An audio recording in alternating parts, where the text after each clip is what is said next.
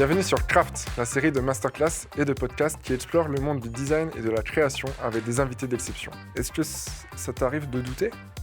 Tous les jours. Tous les jours ? Ah ouais. Des mouvements et tout, je trouve qu'on perd totalement ça. Je sais pas si toi... Moi, je sais pas ce que c'est un live action. Voilà. Donc, Joël, ton avis ? Je suis Ben Young avec Thomas Bonometti. Nous espérons que vous prendrez autant de plaisir à écouter cet épisode que nous en avons pris à l'enregistrer. Bonne écoute. Ce podcast est sponsorisé par Studio M, un réseau de 15 écoles en France spécialisées dans les métiers de l'audiovisuel et du design. Pour plus d'informations, rendez-vous sur studio-m.fr. Salut Joël. Bonjour. Ça va ou quoi ? Ah bah non. Ouais, merci de nous rejoindre pour ce nouvel épisode de Craft. Ah bah écoutez, Super content de te recevoir avec Ben. gros plaisir. Alors, tu es lead animateur, illustrateur. C'est en tout cas comme ça qu'on t'a présenté lorsqu'on a communiqué un petit peu sur ce nouvel épisode et sur l'event de ce soir. Tu as travaillé sur des projets assez ouf, comme sur les derniers Spider-Man, qui sont en animation ou les versions filmées.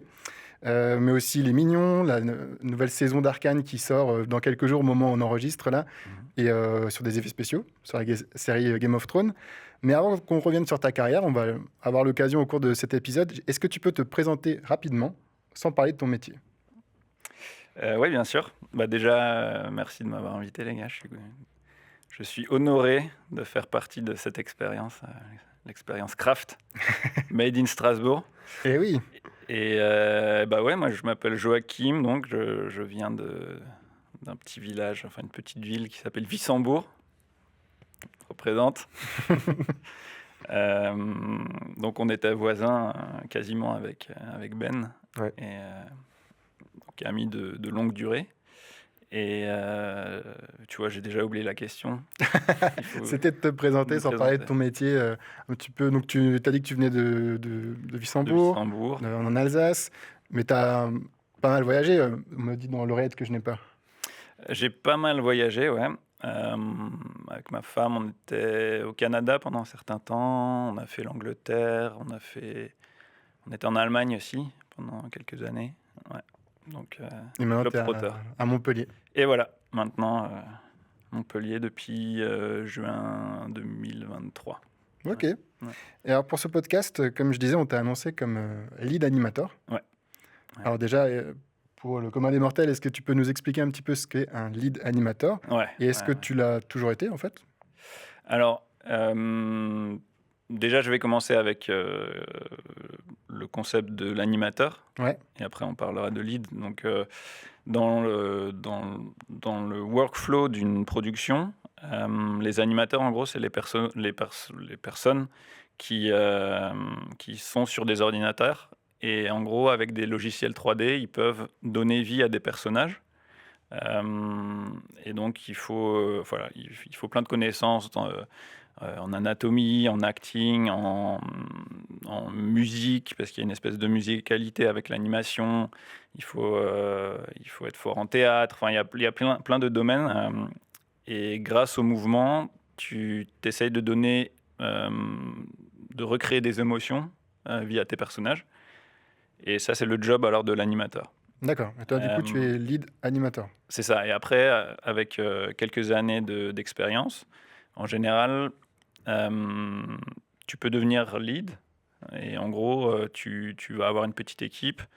Et grâce à ton expérience, tu peux un peu driver l'équipe pour simplifier la vie de tes animateurs, un peu coordonner tout ça, histoire que tout le monde ait une meilleure vie, quoi. Donc tu travailles avec dans une équipe, c'est toi le manager de cette équipe ou... C'est ça, ouais. Donc, suivant les projets, il y a une multitude d'équipes, et donc chaque fois avec un lead. Et après, au-dessus du lead, dans la hiérarchie, il y a les superviseurs, et tout en haut, alors il y a les réalisateurs. D'accord. Et donc moi, j'ai ma petite équipe. Enfin, actuellement, on en parlera après, mais je fais un peu plus du développement. Donc, je reprends mes bases de l'IUT CRC, et je refais un peu de la programmation. Ok. Mais on peut en parler après. Si... Ouais, ben, du coup, ça nous montre que tu as pas mal de casquettes, du coup. Tu n'as juste pas uniquement celle d'animateur. Tu disais que dedans, il y a pas mal de choses, et notamment l'illustration, sur laquelle Exactement. on te connaît aussi. Et Alors, je dirais même que tu as plusieurs bonnets dont on taira la marque. Euh, Comment tu fais pour être illustrateur et animateur et pour exceller dans les deux? Alors, la vraie réponse, à mon avis, c'est que je suis un vrai bidouilleur. Je, Ok. je suis, je suis le roi de la bidouille. Euh, je- j'ai toujours aimé la technologie et j'ai toujours aimé le côté artistique du dessin, de ce genre des arts visuels, on va dire. Et grâce à ce métier, en fait, j'ai la chance de pouvoir jongler avec les deux. Et ce qui est cool, c'est que c'est c'est plusieurs disciplines, mais que quand tu les mets ensemble, en gros, ta pyramide de connaissances, elle s'étend, et donc tu peux aussi aller plus haut avec ta pyramide, quoi. Et ouais, c'est génial parce que enfin, j'aime apprendre des nouvelles choses tous les jours, et du coup, bah, c'est passionnant, quoi. C'est humiliant parce que à chaque fois que tu t'apprends quelque chose, tu te rends compte qu'en fait, tu t'y connais rien. Mais je crois que c'est Einstein qui disait que quand la connaissance d'une personne grandit, son nombre grandit encore plus. Et ça me parle pas mal, ça. Ouais, plus tu apprends des nouvelles choses et plus tu apprends que tu ignores Ouais, plein de choses et exactement. tu as ce cercle un petit peu comme ça de connaissances à chaque fois. Ouais. Ouais, exactement. Alors, pour ce podcast, on allait faire un petit tour sur ton site, sur Mhm. ton portfolio. Et justement, tu parles dedans de l'importance du mouvement et de l'énergie. Mhm. Tu en as déjà un petit peu parlé avant quand tu as parlé de, de danse. Ah ouais, on a un peu taffé. Hein. Les fiches, c'est pas pour rien. Justement, de ce mouvement d'énergie, est-ce que tu peux nous en dire un peu plus? Et comment toi, tu arrives à capturer ce mouvement, cette vitalité dans ton travail? Mhm. C'est une bonne question. Je pense que le mouvement, bah, en soi, quand on dézoome un petit peu de notre petite sphère humaine, et qu'on regarde au- la nature, par exemple, tout ce qui est en mouvement, en général, c'est en vie, quoi. Et les rivières sont en mouvement. D'ailleurs, ça fait toujours des jolis patterns. euh, et ce genre de pattern que tu retrouves dans la nature, dès que tu as quelque chose qui est organique et qui bouge, tu as des espèces de... comment dire? Tu retrouves en fait des manières de fonctionner, et en fait tu peux vraiment le dispatcher partout.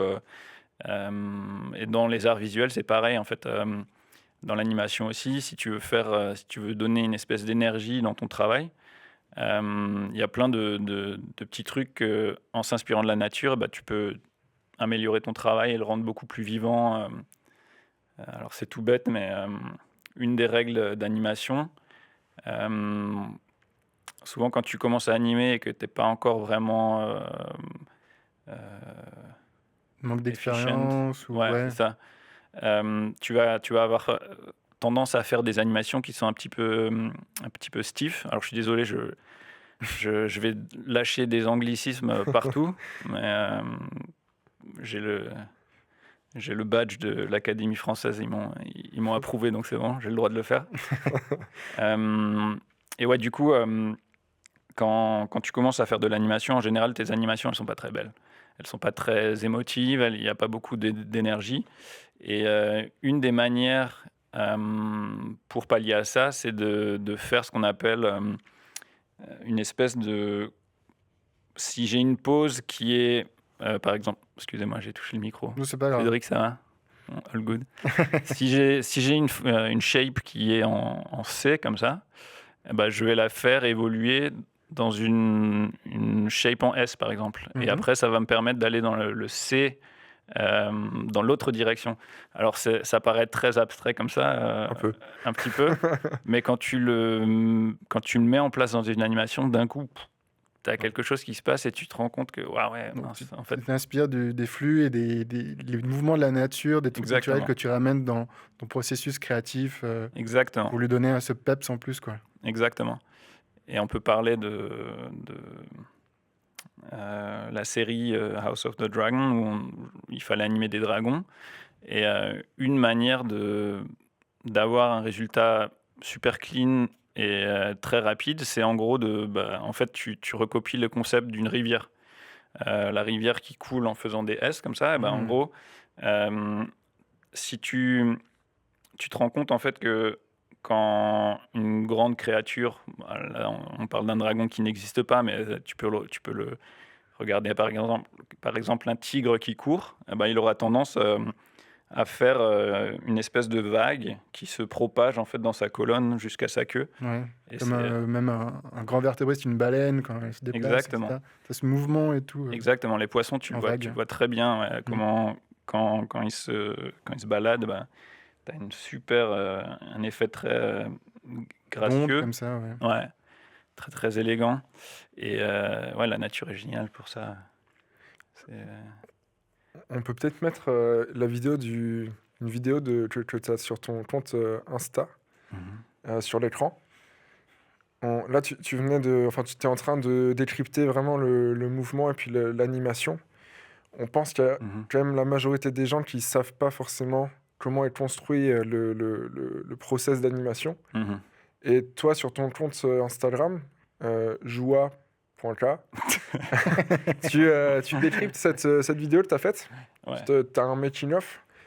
Pourquoi est-ce que pour toi, c'est si essentiel de faire découvrir ce process aux gens? Je pense que dans l'animation en soi, il y a un côté un petit peu magique. Au moment où tu dessines quelques poses de ton personnage et d'un coup, tu presses sur play et tu te rends compte qu'il prend vie. Ouais. Il y a un petit côté magique à faire ça quand tu es derrière ton petit écran ou ta feuille de papier. Et aujourd'hui, je pense que les gens, ils sont habitués à avoir du produit fini, tu vois, Ouais. d'animation. Et donc, c'est pas que c'est moins intéressant, mais si tu regardes les voitures dehors dans la rue, on connaît tous leur design, tu vois, mais le fait d'avoir accès à la manière dont ça a été créé, il y a un petit côté un petit peu magique derrière. Mm. Et je pense que c'est uniquement pour ça que je postais ça. Et ça fait aussi plus de contenu à poster. C'est gratuit parce que tu l'as déjà fait. Donc, Ok. Ouais. Et il y a aussi une notion de transmission aussi, d'explication, de montrer comment je travaille, peut-être inspirer des nouvelles générations. Je sais pas si tu as déjà donné des cours, toi? ouais, je donne des cours à la Film Academy en Allemagne. Ok. Ouais, c'est une super école d'anime. Fait de donner des cours, je sais que moi, ça m'est déjà arrivé. J'ai eu plusieurs occasions et tout pendant des années. C'est vraiment un moment où c'est marquant et enrichissant pour toi. Tu l'espères aussi pour tes élèves. Mais toi, en tout cas, ça te permet de te remettre en question. Tu as des fois ces petites questions de l'élève qui te prend comme ça à rebours et tu te dis, mince, mais attends, je l'ai déjà fait 1000 fois. Est-ce que... Bah, si, en fait, si c'est bien Ouais. comme ça. Et tu vas... Les trucs que tu penses maîtriser, que tu te retrouves à taffer pour maîtriser parce que tu vas les transmettre et tu n'as pas envie de transmettre n'importe quoi. Et ouais, il y a pas mal d'écoles qui ont ouvert. Je sais qu'il y a à Strasbourg, il y en a même d'ailleurs plusieurs. Il y en a des très bonnes aussi à Montpellier. À Strasbourg, on a même d'ailleurs une qui est un de nos sponsors, qui est le Studio M, qui nous accompagne sur ce podcast. Et toi, donc, tu as enseigné en Allemagne. Tu as à d'autres endroits aussi ou des interventions un peu? Des interventions dans des workshops plus courts ou des trucs un peu plus privés, mais ouais. Et c'est quelque chose que tu aimes bien alors? J'aime bien. Après, c'est vrai que c'est tout un travail, comme tu disais, au bout d'un certain temps dans ton expérience, tu as tendance à automatiser des choses. Ouais. Peut-être se reposer sur des acquis des fois un peu et... C'est même pas se reposer sur des acquis, mais j'ai l'impression que le cerveau connecte des choses beaucoup plus rapidement et du coup tu oublies en fait combien c'est dur d'y arriver. Ah oui. Et du coup reprendre tout ça en arrière et arriver à expliquer la démarche, C'est un gros travail. Et Ouais. c'est pour ça que j'ai beaucoup de respect pour les gens qui sont pédagogues dans leur domaine et qui arrivent à Rethéoriser, quoi. retransmettre. Pardon? Rethéoriser. Ouais. Rethéoriser quelque chose que tu pratiques. Ouais, exactement. Mm. C'est vraiment un métier à part. J'ai l'impression que tu as beau être très très fort dans ton domaine, si tu n'arrives pas à l'expliquer de la bonne manière, tu ne seras pas forcément un très bon professeur, quoi. Mais sur Instagram, tu le fais beaucoup. Sur ton compte Instagram, tu as Ouais, alors autant dans l'illustration que dans l'animation. pour le coup, je le fais surtout pour moi, si je suis très honnête. Je le fais pour. C'est intéressant. Hein. Ouais. Non, c'est cool. Ouais, je le fais. Après, je sais que on peut en parler un petit peu après, mais je le fais pour moi parce que ça me permet de clarifier les choses dans ma tête. Après, il se trouve que les réseaux sociaux actuellement, ils sont plus trop tournés vers le social comme à l'époque où tous les jours à 12h30, j'avais Bono qui me postait une photo de son burger qu'il venait de manger. Au bout d'un moment, Instagram et toutes les nouvelles, les nouveaux réseaux sociaux, ils se sont dit les burgers c'était bien en 2010, mais ça marche. Enfin, il n'y a plus assez de côté addictif, quoi. Où l'utilisateur il doit rester sur la plateforme le plus longtemps possible. Et le fait de partager de la connaissance, les gens c'est un truc qu'on a en nous, on a envie d'apprendre et du coup quand tu partages quelque chose qui t'est cher, en général les gens accrochent. Ouais. Et il se trouve que ça fonctionne bien ce genre de format et donc voilà, c'est un win-win, quoi. En parlant de choses qui fonctionnent bien, on peut revenir un petit peu sur ton CV, parce que tu as quand même une carrière avec des belles productions, des beaux projets sur lesquels tu as pu monter. On a cité quelques-unes, il y a Spider-Man, Game of Thrones, les Mignons. Alors, je pense qu'on a tous déjà, en tout cas dans cette pièce, vu au moins un des projets sur lesquels tu as pu travailler de près ou de loin. C'est quand même pas rien. Ça reste impressionnant. Comment ça se passe? Lequel de tous ces projets t'a le plus marqué, toi? C'est une bonne question. On a des bonnes questions. Ouais. Je suis rassuré. Vous avez été briefés, les gars, ou quoi? Ah ouais, on a été coachés. Mais... Ouais, très bien, très bien. Alors moi, j'ai tendance à dire que là où il y a beaucoup de lumière, il y a aussi beaucoup d'ombre. Et quand tu as des gros projets comme ça, oui, c'est sûr, c'est cool. C'est cool pour ta carrière parce que tu as des gros noms. C'est chouette et tout. Mais après, c'est vrai que la production en soi, c'est du travail. C'est beaucoup de... une espèce de compétition, il faut toujours se prouver. Donc il y a aussi ce côté qu'il faut avoir en tête, quoi. C'est pas que des paillettes. Mais après, c'est clair que c'est intéressant parce que tu peux avoir des projets qui sont un petit peu plus uniques et un petit peu plus qualitatifs. Il y en a un qui t'a marqué en particulier? Et si je devais en choisir un, je pense que Spider-Verse, le deuxième volet, le premier. Le premier, c'était New Generation. En français, ouais, je crois que c'est New Generation. Et en anglais, c'était Into the Spider-Verse. Il m'a marqué, mais c'était plutôt un processus personnel parce que certaines personnes dans ma carrière m'ont fait confiance et m'ont donné un peu plus de responsabilité, ce qui m'était jamais arrivé avant. Pendant presque une décennie, je faisais des petits trucs et ça m'allait, mais on m'avait jamais confié quelque chose d'un peu plus conséquent.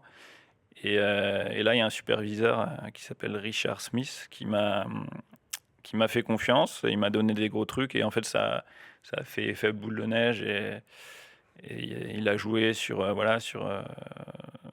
essayer de me faire confiance à moi-même personnellement et ça a fait voilà.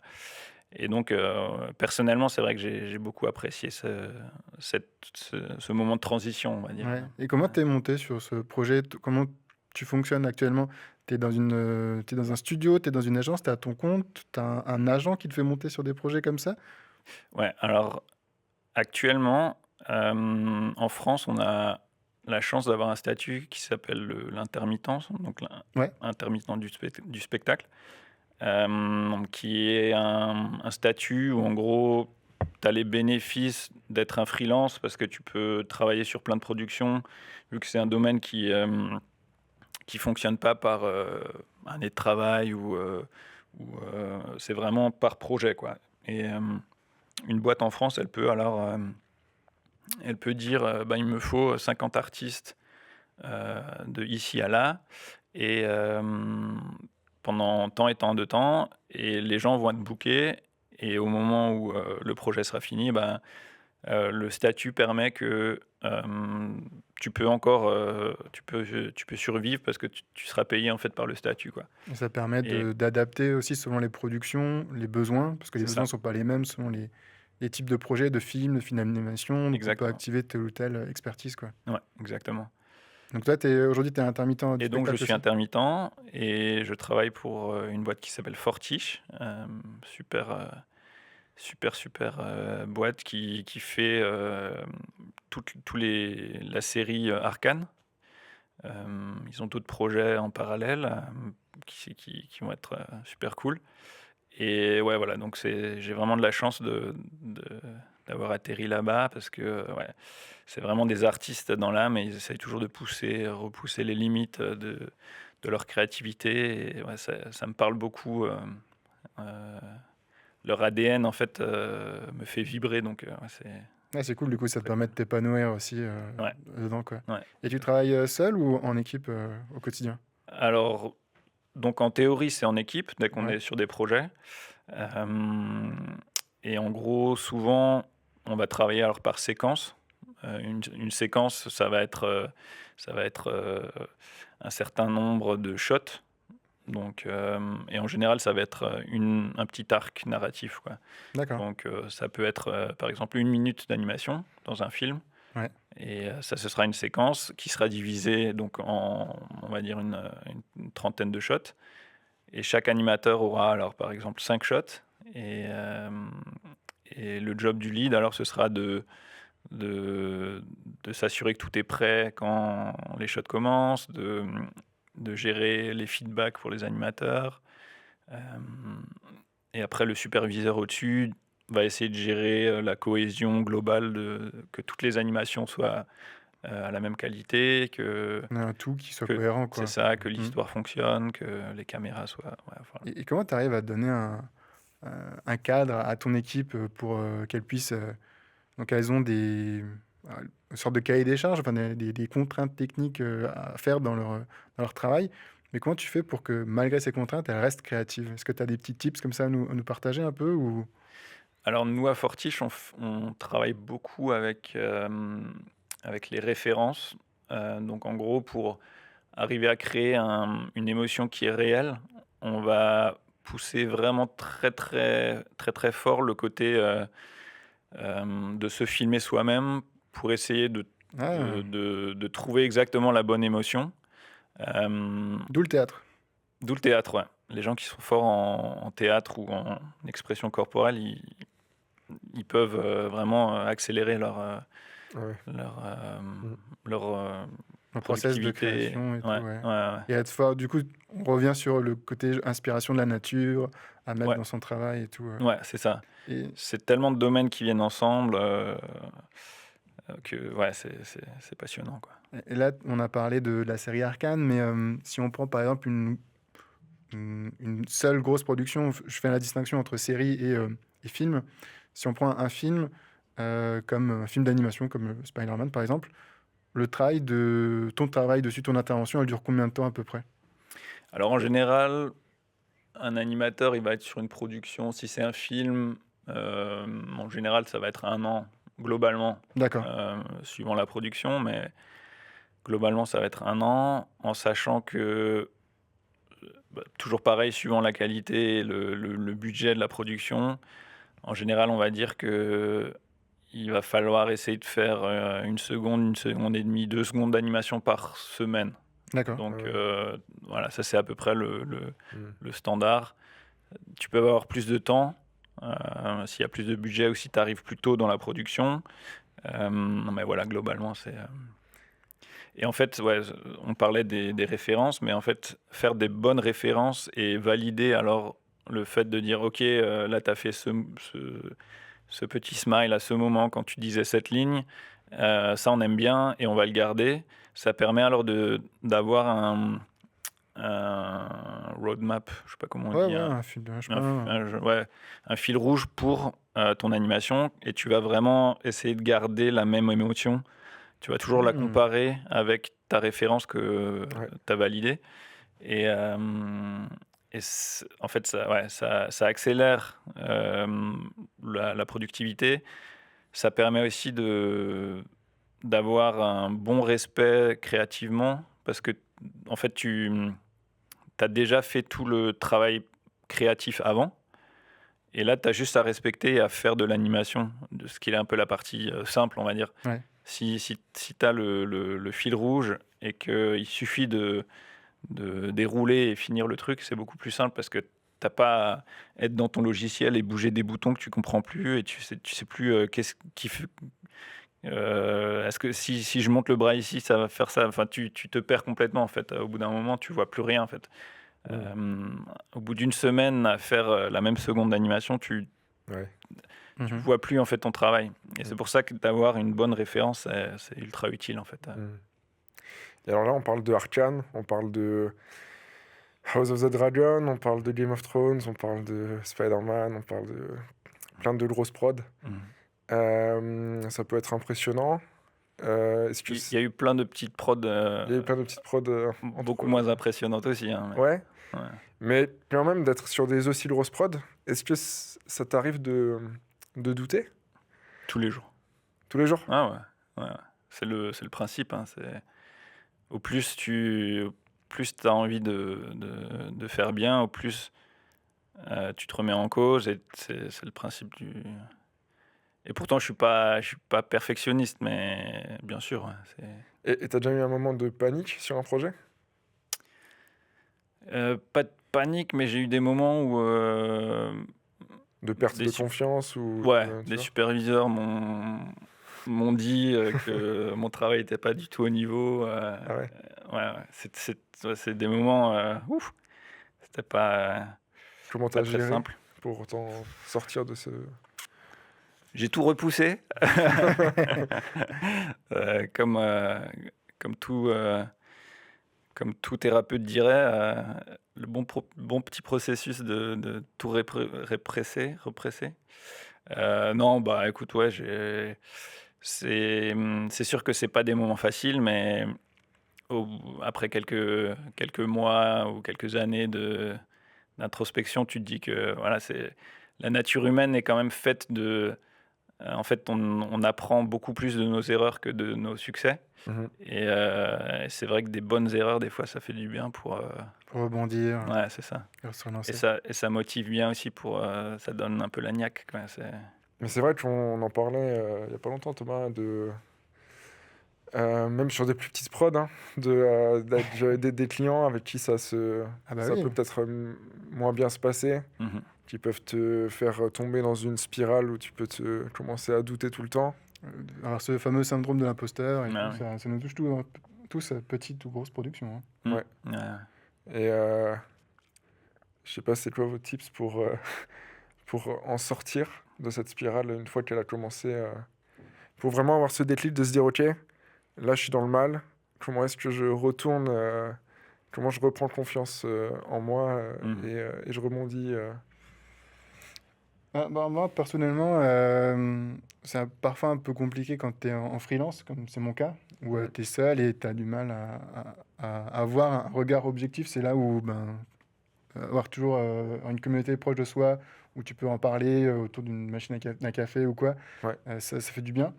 Et en fait, par le travail, et puis à un moment donné, tu as beau avoir ce syndrome de l'imposteur, tu as besoin confronter ton travail et quelqu'un qui te dit non, en fait, là, c'est bon. Là, tu as trouvé le truc, ou tu vas essayer de te dépasser, tu vas reprendre pas à zéro, mais tu as un processus créatif dans lequel tu retrouves plus ce que tu es venu chercher. Bah, tu remontes ce processus et puis tu le travailles. Et moi, c'est un peu comme ça que je fonctionne en tout cas. Ouais.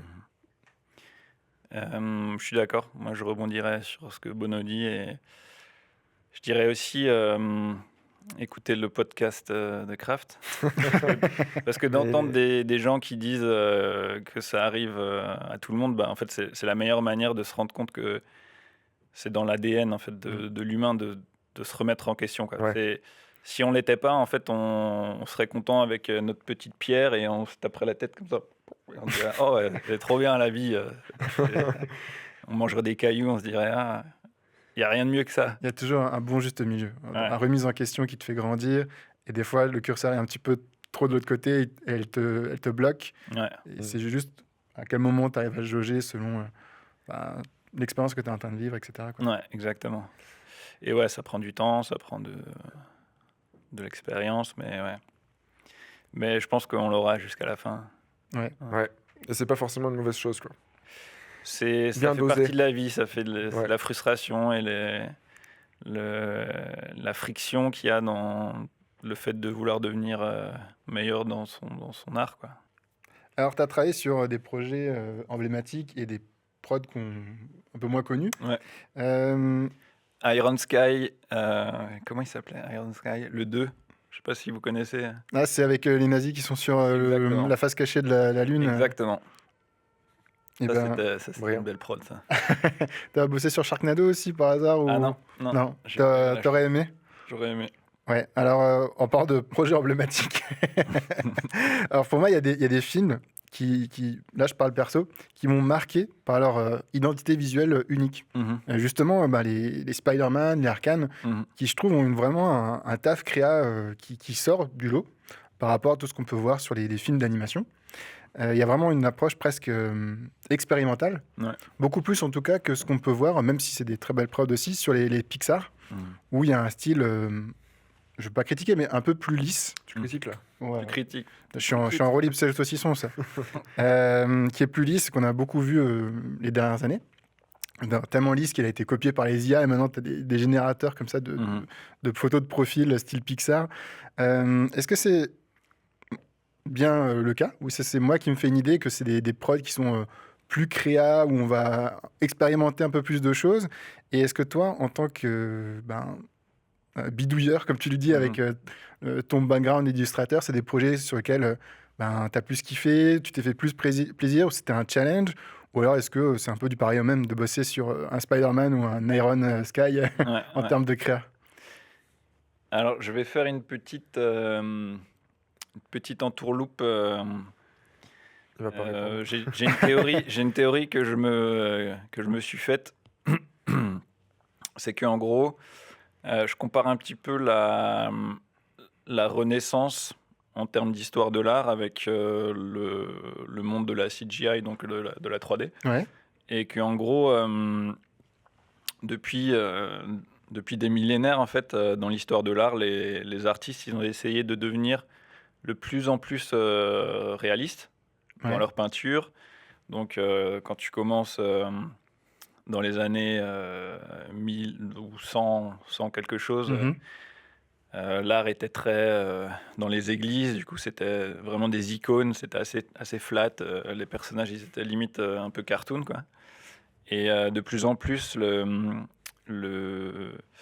les styles ont commencé à devenir plus réalistes jusqu'à la Renaissance. Ouais. Et à la Renaissance, les mecs, ils se sont dit, ah ouais, en fait, on peut s'inspirer de la nature, encore une fois. Et en regardant, par exemple, la perspective, que si tu dessines les choses avec une espèce de volumétrie, en fait, tu deviens beaucoup plus réaliste dans ton domaine artistique.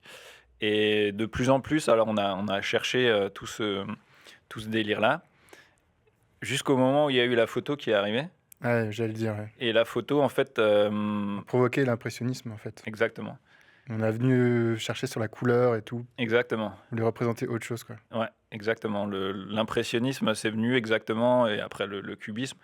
Exactement, parce qu'il y a la photo ou un petit boîtier technologique qui arrive à faire un meilleur travail en termes de réalisme plus rapidement qu'un artiste. Et donc, tout ce désir de vouloir créer des images très réalistes, au final, elle c'est un peu... ça existe encore, mais on va rechercher quelque chose de plus. Et à mon avis, dans le domaine de la 3D, c'est un petit peu pareil. Il y a eu tout un mouvement de vouloir à recréer l'image la plus réaliste possible. Et les Pixar, ils faisaient ça de manière assez impressionnante, dans le sens où ils arrivaient à créer des textures très réalistes. Alors, bien sûr, les proportions des personnages étaient très... la tête d'un personnage faisait à peu Cartoon, près... il y a un c'est ça. côté dessin animé qui de reste quand tir. même. Ouais, exactement. Mais mine de rien, on allait quand même dans cette direction jusqu'au moment où, pareil, ouais, voilà, les IA sont arrivés. Enfin, on était un petit peu au stade où on arrivait à faire le truc réaliste et ça, il n'y avait plus trop de soucis. Et sont arrivés ce genre de prod où il y avait une recherche un petit peu plus artistique dans le sens où voilà, on voulait tester de nouvelles choses. Et donc là, je réponds à ta question sur comment c'était. Si c'était un kiff justement, ou c'était un challenge, ou si c'était le même style de prod quoi au final. Ouais, c'est ça. Et du coup, c'est complètement différent en fait. Parce que tu dois casser un petit peu tout le pipeline qui a été créé auparavant. Et tu peux plus en fait, procéder de la même manière en fait. Par exemple, sur Spider-Verse, les mouvements des personnages, je sais pas si tu te rappelles, mais les mouvements n'étaient pas très très fluides. Parce qu'en fait, on animait en twos, ce qui veut dire qu'en fait, tu animais, au lieu de mettre 24 images par seconde, tu animais en fait seulement 12 images par seconde. C'était pas une règle, mais tu pouvais en mettre plus ou moins. Mais donc bref, ça c'est une règle, ok. On va se fier à ça. Mais maintenant, si tu dois faire une simulation de vêtements là-dessus, la simulation du vêtement, elle a besoin de toutes les frames. Et donc si tu commences à faire une simulation sur un mouvement qui fait tac, tac, tac, tac, en gros, ton vêtement, il va faire tac, tac, tac, tac. Et donc, ça va faire ce qu'on appelle du jiggle. C'est des gros artefacts qui sont pas intéressants à regarder, quoi. Donc, pour ceux qui écouteront le podcast, en gros, il y a un décalage entre le mouvement du t-shirt et le mouvement du bras par rapport à la manche, quoi. Exactement. Et ce qui fait qu'en fait, il faut créer en fait un nouveau pipeline pour ça. Et il faut créer des nouvelles règles et des nouvelles... Donc, juste pour un problème tout simple, tu vas avoir des nouvelles manières en fait, de procéder parce qu'il faut que tu réapprennes à travailler avec ces nouvelles contraintes. En fait. Et c'était cool. C'est un gros challenge. C'est un gros challenge, mais c'était cool. Mais c'était cool. Voilà, t'as kiffé en tout cas ce challenge, quoi. C'est ça. Et c'est une émergence, tu penses, dans le milieu du CGI, dans le milieu de l'animation, ou ça reste quelque chose encore de très marginal dans son coin? Alors, je pense que Spider-Verse a été c'était les premiers à vraiment dire ok, on va investir de l'argent là-dedans. Sur un truc Marvel en plus, qui est assez classique d'habitude. C'est ça. Alors ils ont essayé, ils ont mis le trailer, je me souviens plus quand c'était, en mars 2018, j'en sais rien. Okay. Mais en gros, ils ont mis le trailer, ils ont vu qu'il y avait une super réponse du public. Et ils se sont dit, en fait, peut-être qu'on va investir un peu plus de thunes là-dedans. Et grâce à ça, ils ont mis plus de thunes, il y a eu plus de budget, il y a eu plus d'artistes qui ont pu travailler dessus. Et donc, ça a fait le cercle vertueux, on va dire. Et voilà, pour Arcane, c'est un peu pareil. C'est pas les mêmes contraintes artistiques. Mais je sais pas si tu te souviens, mais par exemple, chaque fond dans chaque pièce, chaque décor, il est peint à la main. Et donc, dans Arcane, ouais. Et donc, il y a rien qui est vraiment modélisé. On va dire que c'est la peinture qui drive tout. Et après, ils vont créer des des espèces de géométrie qui ressemblent à peu près à la peinture et tout reprojeter dessus. Donc ça fait en fait que tu prends tout le problème à l'envers en fait. À la base, la 3D, c'était tu crées ton objet et tu vas le rendre le plus réaliste possible. Ouais. Et là, en gros, tu fais une peinture et après, tu adaptes tout autour, tu vois. Donc, Ok. c'est une manière de penser complètement différente et donc tout le workflow, il faut qu'il soit repensé. Donc c'est pareil, des contraintes, mais c'est vraiment kiffant quoi, à regarder. Et, ouais, c'est très inspirant. Tu penses que le secteur va évoluer dans ce sens-là Ouais, bien sûr, Ouais. bien sûr. Par contre, ça demande des skills en termes de peinture très élevés, parce que la peinture va faire la qualité du produit final. Et c'est sûr que voilà, si on fait ça pendant 20 ans, ben, l'intérêt sera plus aussi grand, quoi. Donc Ouais, il va ouais. falloir, pareil, toujours se Se réinventer. réinventer. Euh, Selon d'ailleurs les technologies aussi. Ouais. mhm, Et si tu citais l'IA avant, Ouais. donc l'intelligence artificielle, mhm. est-ce qu'elle a Merci. un impact aujourd'hui sur ton métier? Bah ouais, par exemple aujourd'hui, ce podcast, il est fait complètement avec de l'IA. Moi, actuellement, j'existe pas. Je suis non, je suis vrai, je suis vrai. Ouais, il y a un gros impact, gros impact. On ne sait pas encore vraiment le mesurer. Ok. On voit déjà les premiers, voilà, les Sora et tous les trucs de OpenAI Ouais. qui sortent. C'est super intéressant. Ouais. Ça fait peur, c'est excitant. Enfin, il y a T'es de plein quel côté, toi? Plutôt danger, plutôt opportunité? les deux. Pas de danger parce que voilà, chaque technologie, bah, elle va bouleverser quelque chose, ça c'est sûr. Ouais. Dans quelle manière, j'en sais pas encore grand-chose. Je pense que de plus en plus, l'IA va permettre aux artistes de rester des artistes et d'être moins techniciens. Ouais. Par exemple, moi j'aime faire de l'animation. J'ai une idée pour un script. Bah, je vais pas demander à quelqu'un qui sait bien écrire, mais je vais demander à ChatGPT.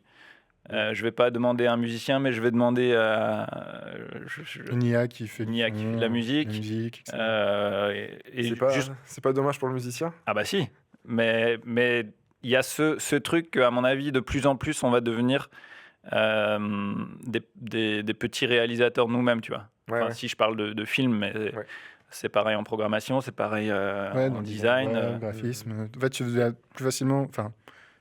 plus facilement peut-être, ou rapidement en tout cas, que facilement, Ouais. devenir un expert ou avoir une position d'expert parce qu'il y a toute une partie technique, toute la partie un peu chiante du métier qui va être prise par des IA, Ouais. des trucs un peu répétitifs ou qui ne demandent pas un gros niveau d'expertise, qui vont être pris par ça. Je suis Quoi. pas sûr que tu pourras devenir expert très vite, mais tu pourras faire beaucoup de quantité très vite en tout cas. Ouais, Dans le sens où je prends toujours la métaphore de la photographie. Le jour où les smartphones sont arrivés, je tout le monde peut faire des photos maintenant. Littéralement, Mais- tout le monde a un portable dans sa poche, peut faire une petite photo, et ça ne veut pas dire que c'est de la belle photo. ouais. Est-ce que ça veut dire qu'il n'y a plus de photographes dans le monde actuel? Je pense pas. Il y a toujours des bons photographes qui ont des choses à dire. Mais voilà, c'est sûr qu'il y a beaucoup plus de quantité. Ça a augmenté le nombre de quantités. Ça sature un peu le marché. Et après, pour être bon, il va quand même rester Ouais, c'est un parallèle intéressant. spécialiste. Et je pense que le spécialiste, de plus en plus, il faudra qu'il connaisse son domaine de manière ultra fondamentale. Et pourquoi est-ce qu'un logo fonctionne? Pourquoi est-ce qu'il ne fonctionne pas? Pourquoi l'IA pourra me donner 50 versions et je vais pouvoir dire celle-là marche pas, celle-là marche pas, celle-là un petit peu de ça. Après, c'est marrant parce que ça crée aussi des nouvelles niches. Je vois de plus en plus de réalisateurs de vidéos au smartphone. Mhm. Donc c'est vraiment... Ah bah oui, ça va être une niche. c'est des Moi, je fais métiers- que des vidéos au smartphone. Ouais. Et donc, quelque part, Ça crée plein de nouveaux métiers, hein, c'est sûr. ça crée plein de nouveaux métiers, ça crée plein d'opportunités. Des métiers qu'on ne connaît pas encore et Ouais. là, on ne peut pas imaginer qui vont arriver dans 5, 10, 15 ans. Ouais. Un Je peu pense, comme, ouais. un peu comme la remise en question, ça génère d'autres trucs plus positifs. Euh, Je vais te poser une question à l'antipode de tout ça. Ouais. C'est si demain on te propose de faire un film d'animation sans ordinateur, ce serait quoi ta réaction? Beaucoup de travail. Hein. Bon, c'est beaucoup de travail aussi avec des ordinateurs. Je te demande Bah, parce que j'ai l'image de, je sais pas si, je crois que c'était dans Blanche-Neige où la cassette, la VHS, elle finissait avec un making-of et tu voyais Walt Ouais. Disney en train de dessiner un nain et puis il animait avec son cahier, là, Avec les trucs transparents, là. les Ouais. calques. Si on te demandait de retourner dans un process un peu artisanal comme ça, Alors, moi, j'ai pas grandi avec ça, on va dire, Ouais. artistiquement.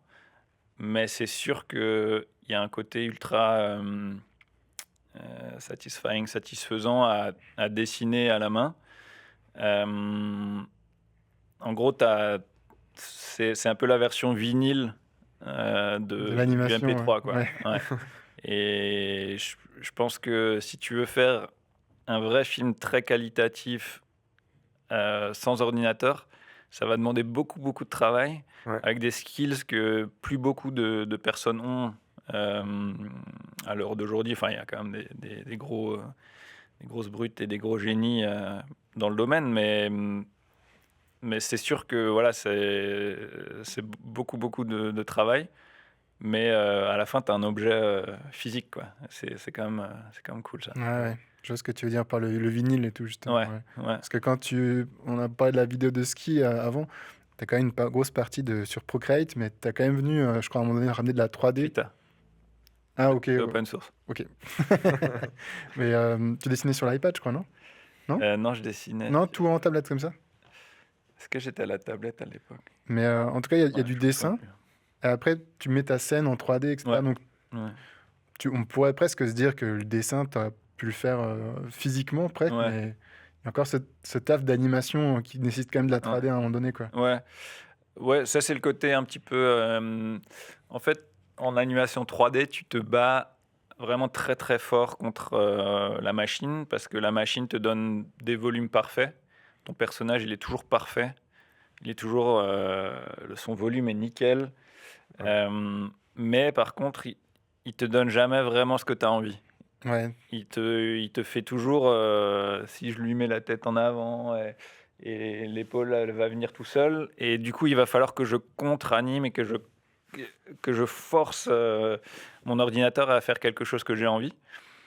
Et alors qu'en animation 2D, il y a un côté très libérateur où tu fais une marque et tu as ce que tu veux, en fait. ouais, Donc ce côté un peu plus playful, joueur. ouais, un Il- peu organique aussi, Voilà, dans la c'est façon ça. dont tu illustres et tu animes dans la foulée. Et est-ce que ça serait le conseil que tu donnes à quelqu'un qui démarre dans l'animation aujourd'hui, d'aller explorer autre chose, ou tu lui donnerais, qu'est-ce que tu lui donnerais comme conseil, toi, de manière générale? Alors, je ne donnerais pas un conseil technique ni artistique, mais je dirais, selon moi, la meilleure manière de, de te faire plaisir, de faire plaisir aux autres et de te faire connaître, c'est de faire des projets perso. Pour moi, c'est vraiment le truc euh, où en gros, en général, si tu fais un projet perso, tu vas prendre un thème qui te passionne, tu vas le faire avec le médium qui te passionne, et donc en gros, tu vas pouvoir travailler, admettons, 5 minutes par jour, 10 minutes par jour, 1 heure par jour, parce que tu as la motivation de tes deux passions qui viennent ensemble. Et le feu va s'éteindre beaucoup moins vite que si tu fais un truc pour des clients ou pour des... Parce que tu fais vraiment ce que tu as envie, quoi. Et tu le fais une fois, c'est bien. Tu vas un petit peu apprendre, tu vas faire beaucoup d'erreurs. Tu le fais 2 fois, c'est mieux. Tu le fais 10 fois, très bien. 100 fois, tu es devenu un master dans ton truc. Et les gens te connaissent par rapport à ça. Et d'un coup, tu as fait l'effet boule de neige, quoi. Justement, il y a un de tes projets perso qui t'a permis de te faire un peu connaître, si je me trompe pas, c'était avec le trompettiste, c'est ça? Ouais, le projet de fin d'études, en fait, Ouais. Swing of Change, ouais. Ouais. Alors là, ouais, c'était un projet de fin d'études. J'imagine que chez votre sponsor, ils font aussi des projets de fin d'études, Studio M. Et du coup, bah ouais, nous, on faisait un projet sur le jazz. Enfin non, c'était pas sur le jazz, c'était un projet sur une thématique sur le racisme, mais en utilisant le jazz comme vecteur de, de changement dans le personnage. Ouais, c'était un beau Donc, comme, projet. comme anecdote de donner son importance au projet perso, quoi. Mhm. Ouais. Ça me rappelle une anecdote que je pense que tu m'as déjà dite il y a genre 15 ans, Dis-moi. 15-20 ans. Bah, celle-là, quoi, enfin, je pense que, du coup, on se connaît depuis super longtemps. Mhm. Et tu fais partie de ceux qui m'ont lancé dans le métier que je fais aujourd'hui. Moment nostalgie. Ouais. Moment émotion. C'est ça. Émotion. D'ailleurs, on a des violons. Non, c'est pas vrai. Le saucisson, on n'a pas de violon. Saucisson, c'est déjà pas mal. Et ouais, je pense que c'est ça que moi j'ai retenu. C'est que, enfin, dans le projet perso et de manière générale, si tu trouves plus de plaisir dans ce que tu fais, tu progresses plus dans ce que tu fais, quoi. Mhm. Et bah, c'est marrant que 20 ans après, tu le dises encore. c'est vrai. Le vinyle est rayé, Le vinyle est rayé, ouais. je répète. Il radote. Et, et alors, le défi, c'est quand même aussi de rester créatif dans le quotidien, surtout dans des contextes très cadrés, avec dans des grosses prods et tout. J'imagine qu'il y a des process bien ficelés. On en parle depuis avant. Est-ce que toi, tu as une routine au quotidien pour rester créatif? Routine créative. Alors, j'aime bien faire du sport pour que mentalement ça aille mieux. Je pense que quand tu bouges, ça te refuel en fait créativement. Ouais. Après, j'aime beaucoup dessiner. Donc souvent le soir, je vais me donner, quand Damaris, ma femme, regarde des séries ou Donald Trump qui parle, moi je vais dessiner. Alors actuellement, enfin ça fait quand même pas mal de temps là que je focus beaucoup sur les visages et comment arriver à rendre des visages expressifs. Bah, il y a de la matière avec Donald. Ah ouais, c'est un peu trop simple même. Il est déjà caricaturé. Et ouais, du coup, bah, pratiquer tous les jours un tout petit peu. Ouais. Et Kaizen. il y a... Pardon? C'est Kaizen. À Kaizen, Tous les jours un petit peu. ouais. Toi, t'as Eh une ouais. routine, Ben? Moi, j'ai une routine. Je sais pas si c'est une routine, mais pareil que toi, je pense que pour moi, la meilleure façon de trouver une idée, c'est de pas la chercher. Donc, pareil, d'aller courir quelque part et de penser à autre chose, ça permet que l'idée te tombe un peu dessus, je Mhm. trouve. Donc, il y a un peu un Ouais, côté fuis-moi, je te rattrape, tu vois. Ouais. Un petit- Le nombre même à l'époque, dans la littérature, le nombre d'artistes qui allaient faire une marche pour Ouais, trouver leurs Ouais. idées, la marche, ouais. il y a vraiment un truc là-dedans, quoi. C'est, Je trouve qu'il y a un truc de sérendipité, tu sais, c'est le fait de passer d'un truc, un sujet, tu penses à un autre, puis d'un coup, ouais. le truc qui vient et ouf, tu remontes le fil jusqu'à ton problème initial et tout. Ouais. C'est assez cool. Ouais. Et mine de rien, on vit dans des petites caves et arriver à aller dehors, dans l'extérieur, dans le wild et juste être là,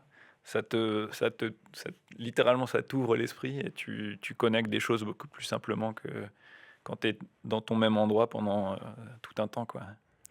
On a parlé de ton travail jusqu'à maintenant, enfin, on a cité certaines des productions sur lesquelles tu es allé. On parlait de créativité, mais une des choses aussi, c'est l'inspiration. Mhm. C'est quoi pour toi la meilleure scène d'animation, enfin celle, ta rêve absolue?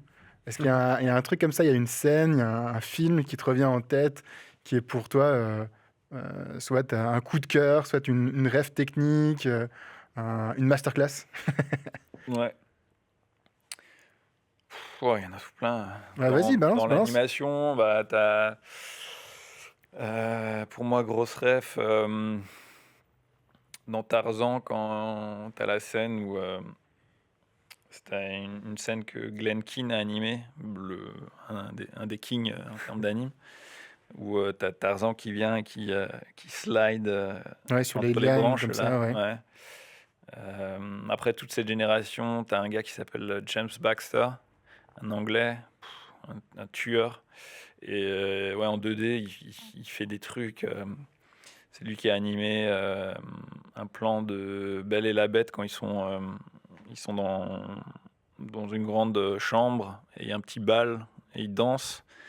Et en 3D, t'as la caméra qui fait ça et lui, il a animé en 2D et t'as toute la robe et tout qui bouge, un truc de ouf.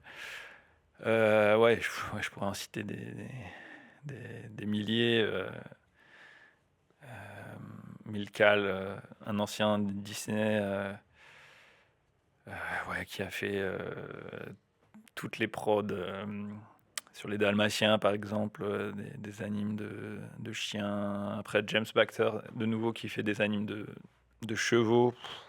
T'as l'impression de voir des chevaux dans la vraie vie, quoi. Et c'est vrai que... Et ça, c'est juste pour l'animation. Après, il y a tous les autres arts. Ouais. Ouais. Où là, ça...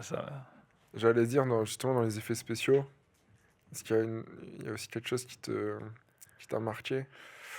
Effets spéciaux, pour moi, ça m'impressionne moins. C'est plus du travail, ça. Ok. Tu distingues travail et art, là. C'est ça? Pour moi, ouais, le VFX, les effets spéciaux, c'est vraiment... C'est dans mon vécu aussi. Mais pour moi, il faut que ce soit un peu cartoony pour que ça me fasse Ouais, Ce qu'il fait, vibrer. ouais. Et donc, tout ce qui est un peu effets spéciaux, c'est un peu plus... je vois plus la sueur du Ouais. travail. Mais il y a d'autres gens Vraiment, que ça côté fait... technique et tout, Ouais. du métier. Ouais. Ouais. Et alors, est-ce qu'on peut mettre le showreel de Joual sur la télé? Voilà, Qui date de 2019. 2019. voilà. Ouais. On va voir pas mal de scènes défiler. Pour toi, est-ce que tu as une scène, alors peut-être qu'elle n'est pas dans le showreel, mais une scène que tu as participé à animer ou que tu as animé, dont tu es le plus fier? Bah alors ce long shot là justement ça fait partie de tout l'épisode où un des superviseurs m'a fait confiance Ouais, et ça a été un peu ça a commencé à faire tourner comment il disait Ribéry la roue On retourne à tourner. tourner. Ouais. ouais voilà exactement. Euh, donc mais ce long après shot, tu parles, pour ceux qui n'ont pas l'image, tu parles de ah oui pardon de Spider-Verse. non ça c'était dans C'est dans le Spider-Man. Spider-Man Far From Home. Ouais. Ouais. Après, ça, c'est. Sur cette prod, là, Smallfoot, pareil, c'était un peu dans la même saison. J'ai un de mes leads qui. Il a vu que je savais dessiner et d'un coup, il m'a un petit peu forcé. Il m'a dit: ah, mais attends, mais toi, tu dessines. Pourquoi est-ce que tu t'animes pas en 3D comme tu dessines? Ouais. Et il m'a un peu forcé alors à prendre le crayon au lieu de juste être sur mon logiciel Maya et à faire des clics et toucher des boutons. Il m'a dit bah vas-y enfin donne-moi quelque chose quoi, donne-moi une idée, pousse-la et essaye de me vendre un truc au lieu de juste faire des notes. Ouais. Parce qu'au début de ta carrière, bah, quelqu'un te dit change ce bouton de rouge en noir et tu le changes de rouge en noir. Mais tu réfléchis pas pourquoi. Tu te dis pas ah en fait s'il est noir c'est vrai qu'il y a un meilleur contraste et du coup ça fait beaucoup plus sens que je le fasse en noir. Au début tu fais juste parce qu'on te dit de faire et au fur et à mesure bah, les gens te font confiance et tu comprends aussi que si ton cerveau il fonctionne en même temps que eux et bah, tout va s'accélérer quoi. Ouais. Et ouais. Si tu devais expliquer ton métier à un enfant de 5 ans, tu lui dirais quoi? Gribouillis. Ah, il a un peu plus que ça. Un peu plus que ça. Il a 5 ans quand même. Ouais, ouais. Il parle. Faire bouger des personnages. Faire bouger des personnages. Je pense qu'au final, c'est ça l'animation. C'est avoir la prétention de donner vie à des petits bonhommes. Quoi. On fait Ouais. des cartoons, on sauve pas le monde. Quoi. En parlant de faire bouger des personnages, il y a pas mal de live action qui sortent, qui sont sortis, qui continuent de sortir. Je pense au Roi Lion. Bleu soleil, non, ouais, dis-moi. Ouais, je pense au Roi Lion, Livre de la jungle, One Piece, etc. Qu'est-ce que t'en penses? T'aimes bien? T'aimes pas? Moi, je trouve ça éclaté, perso. Je suis pas du tout pour les versions live action comme ça. Je trouve qu'on perd justement tout ce qui faisait la beauté de l'animation, où tu peux te permettre pas mal de choses en termes de colo, en termes d'accentuer des mouvements et tout. Je trouve qu'on perd totalement ça. Je sais pas si toi... Moi, je sais pas ce que c'est un live action.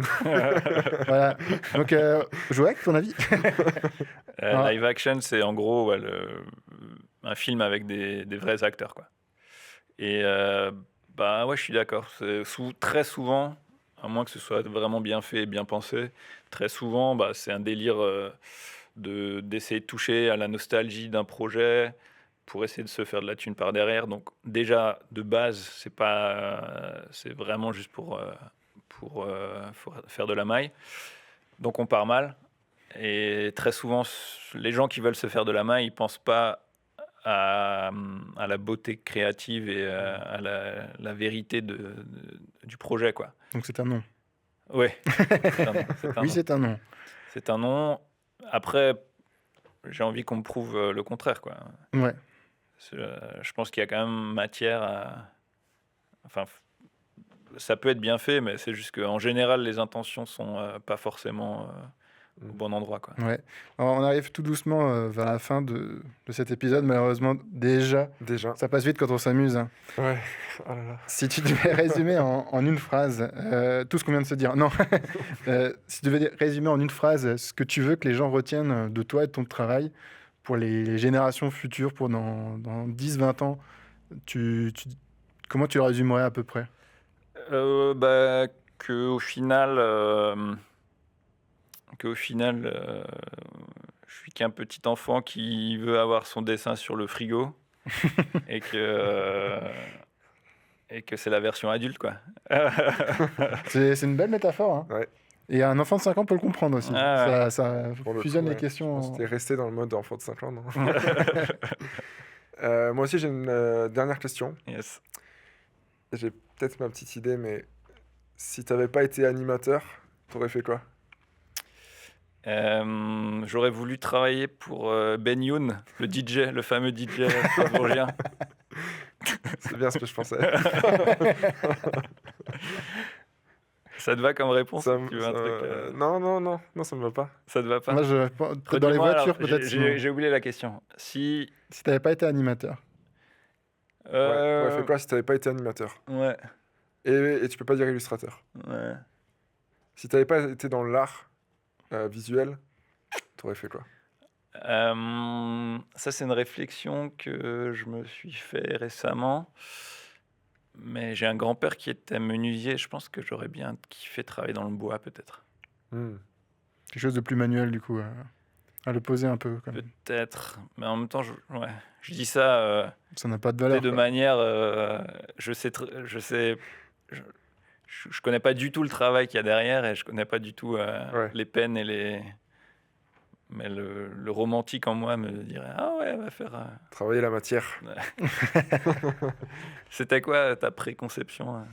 C'est marrant parce que je t'aurais bien vu fendre des bûches dans la forêt. Ah, il y a aussi du bois. Il y a un lien. Ah bah voilà. Il y a le bois. On y est. On y est.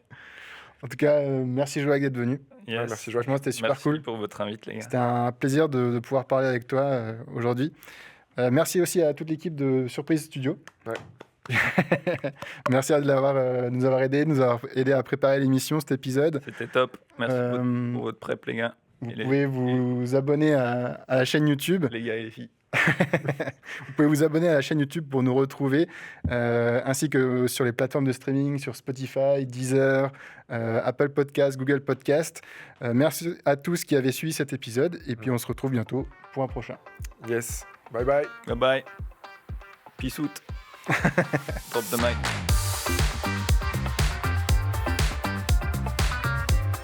Merci d'avoir écouté cet nouvel épisode de Craft. On est super content de l'avoir enregistré. J'espère que vous l'avez kiffé autant que nous. On est en plein démarrage, on fait nos premiers épisodes comme des grands. Donc n'hésitez pas à mettre en commentaire vos impressions, ce que vous avez aimé, ce sur quoi on pourrait s'améliorer. Il va y avoir plusieurs épisodes qui vont sortir, donc n'hésitez pas à vous abonner. On est présent sur YouTube et sur toutes les plateformes audio comme Spotify, Deezer, Apple Podcasts, Google Podcasts. Donc abonnez-vous pour voir la suite, parce qu'il y a plein de nouveaux épisodes qui sont en cours de préparation. Et justement, on remercie Surprise Studio qui nous a accompagnés sur ce podcast, à le préparer, à l'enregistrer. Merci à vous tous qui avez suivi cet épisode et on se retrouve bientôt avec un nouvel invité.